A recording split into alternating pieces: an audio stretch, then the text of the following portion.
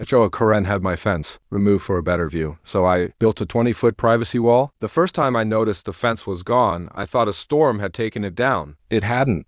I live on a corner lot in a neighborhood controlled by an HOA that treated itself more like a kingdom than a homeowners association. My backyard backed up against a small hill that overlooked a lake. The view was beautiful, which was exactly why I installed a 6-foot privacy fence when I bought the property. I liked my privacy. Apparently, Karen from the HOA board didn't. I found out what happened when I returned from a 3-day business trip. Half my fence had been completely removed. The posts were gone. The panels were stacked neatly beside my shed. At first, I assumed a contractor had made a mistake. Then I saw the bright yellow HOA notice taped to my front door. According to the letter, my fence had been deemed a visual obstruction that negatively impacted the community's scenic lake view. The board had authorized its removal. Authorized, not requested, not discussed. Removed. I drove straight to the HO office. Karen was waiting behind the front desk with the kind of smile that instantly raises your blood pressure. "We improved the appearance of the neighborhood," she explained. "You tore down my fence? It was affecting everyone's view." I stared at her. "My property isn't a public observation deck." She folded her arms. "The board voted unanimously." That was her favorite phrase. The board voted. As if those 3 words magically overrode property laws. I went home furious. Then I checked my property survey. The fence sat entirely inside my lot line. The HOA had no authority whatsoever to remove it. My attorney confirmed exactly what I already suspected. What they did was illegal. But instead of rushing into a lawsuit, I had a better idea. If Karen wanted a better view, I was going to give her something unforgettable to look at. The next week, I applied for permits. Everything was completely legal. The city approved the plans without issue. Then construction began. For 2 weeks, trucks arrived daily. Concrete was poured. Steel supports were installed. Workers assembled massive framing sections. Neighbors started asking questions. I simply smiled and said, "Home improvement project." Karen showed up on the 5th day. "What exactly are you building?" she demanded. "A privacy structure."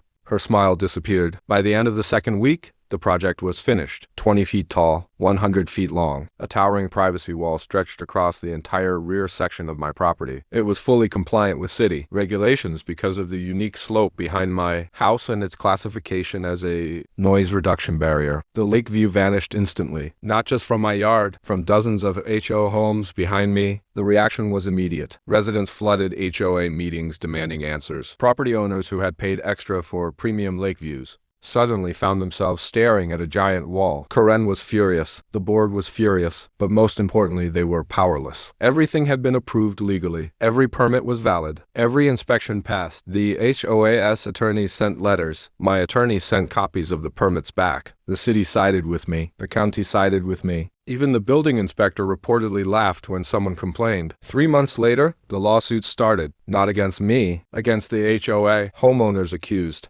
the board of causing the entire mess by illegally removing my original fence. During discovery, emails surfaced. Karen had personally pushed for the removal. She believed I wouldn't challenge it. She assumed I'd simply accept the decision. That assumption became extremely expensive. The HOA eventually settled multiple claims. They paid legal fees, resident reimbursements, and a substantial settlement to me for destroying private property. Karen resigned shortly afterward. The board replaced her quietly. No farewell announcement. No appreciation ceremony. Just gone. Today, the 20-foot privacy wall still stands. I've covered my side with climbing vines and landscaping. It actually looks pretty nice. Every once in a while, a new resident asks why such a massive wall exists. The older neighbors usually answer before I can. They point toward the former HOA president's house and say, "Because Karen wanted a better view." And that's when everyone starts laughing.